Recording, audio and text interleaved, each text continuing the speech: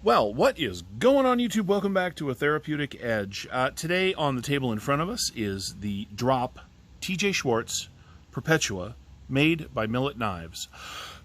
That is a mouthful and a half, but it is an excellent knife, so let's take a look at what you get. This came out about a year ago now. They are still available on Drop if you're interested, and they are around $100, which is why I like them so much. First, it is comfortable in hand. Now, it's not an enormous knife, but the way that it is shaped, it does, for me, it's almost a 3-finger knife, but I still get a really good handful, which is very, very nice. Now, this is not the stock clip. This is an MXG clip designed for a ZTO 350. I went ahead and dropped this on there because the stock clip I didn't like. There you go. So I replaced it with one that I do. And you can do that. This works very well, or the stock clip, which is ambidextrous, by the way, works also. I just happen to like this one better. It is an axis style lock, which means if you flip the clip to the left side, it is entirely a left-handed knife, which is very nice, a little lefty love. The blade is Nitro V, which is basically AEBL steel with more nitrogen in it and some other elements and additives that make it a little tougher and a little more durable. I am an AEBL fan. This is an upgraded version of that. Millit Knives makes excellent knives. They just do, and this is no exception. The fit and finish on the one that I have are very, very good. Now, I do understand that there were some fit and finish issues on some of the earlier ones. I have not seen one like that had a problem, but I just wanted to let you know that there are some out there that may not be, dead on. The centering on mine is, well, as close to dead nuts on perfect as you can be. The blade itself is really well done. It is hollow ground, which is very nice, so it makes it very slicey. This one has not been sharpened. The previous owner let me know that, but the factory edge is still very, very, very good. Yeah, it's got titanium liners. I had to pause it there for a minute. Sorry about that. It is, in fact, titanium liners with steel barrel spacers. As I said, it is an axis style lock, and mine works exceptionally well. It deploys by thumb stud, which are done very, very well. Now, they are a little bit in the cutting path, but nothing too serious. It's a nice thick chunk of Nitro V. The knife itself is milled out on the liners, but it is still a little weighty. I like that, of course. You get nice G10 scales. This one happens to be gray. I think the one they're selling right now is blue. There might be some black ones out there, but I'm not 100% sure about that.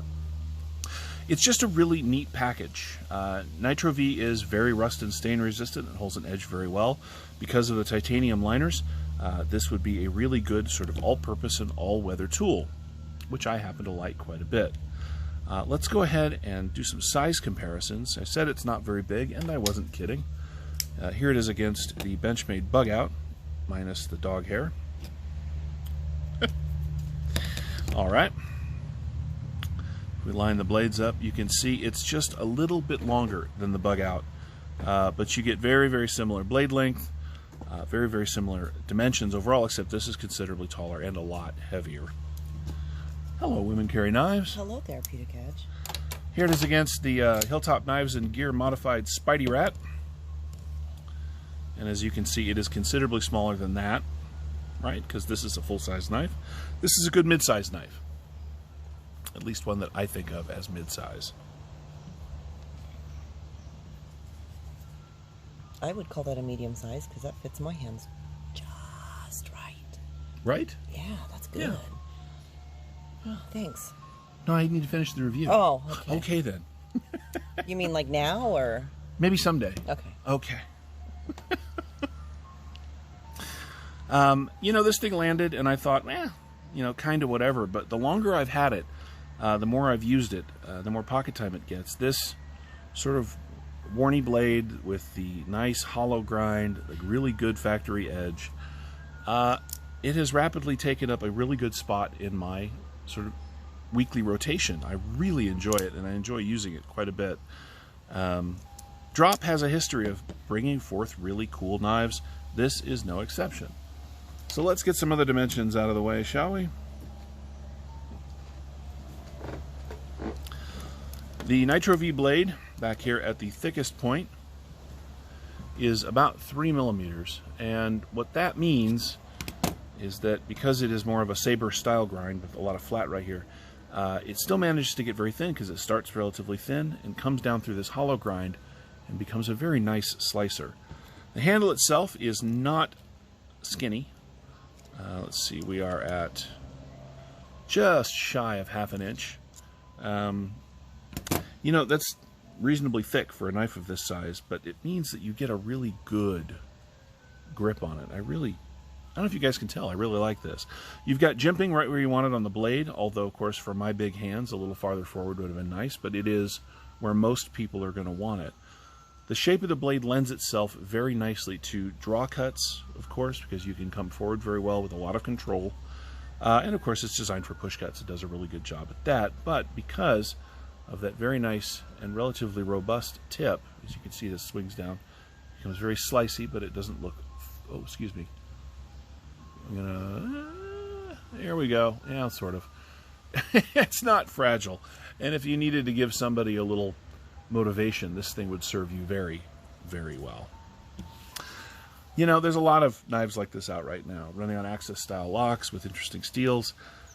Drop has brought a number of them out into the world. This, of course, just because of the Millit knife element, and TJ Schwarz designed such good knives for CRKT, except CRKT refuses to use better steels. So I was really excited to see this thing arrive with the TJ Schwarz design and much better materials. That made me really happy, and I think you'd really enjoy it too. As I mentioned, it's not a lightweight. Let's go ahead and weigh that out and find out exactly where we land. Also, I'd like to say that there is an ice cream truck somewhere in the neighborhood, and I'm not eating like that right now, and it's killing me. All right, so 4.3 inches, 4.3 ounces, my goodness.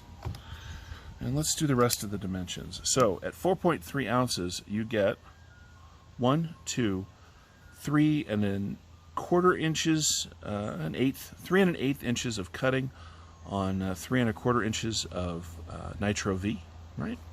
The grip area from behind the swell, 1, 2, 3 1/2 really come up to 3 3/4, but really you get 3 1/2 inches of usable area, which is why it's a little tight for me. But you know, because of the shape of this thing with this swell back here, it locks it. I mean, dude, this thing is just locked in. It is not going anywhere. I really enjoy that about it. The overall knife, 1, 2, 3, 4, 5, 6, 7,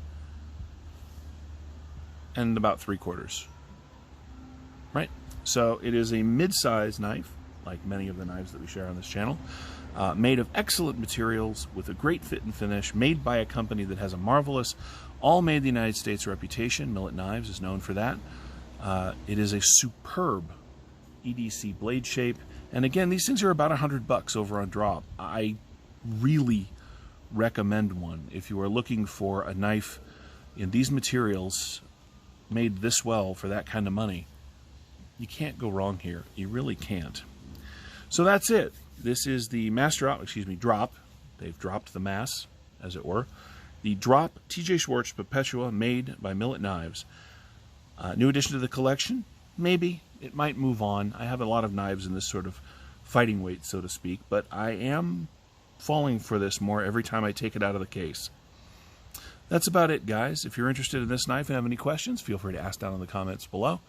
If you have questions about any of my knives, feel free to ask down in the comments below. Please subscribe. I would love to have you here on a regular basis. Thank you so much for watching. We'll see you next time.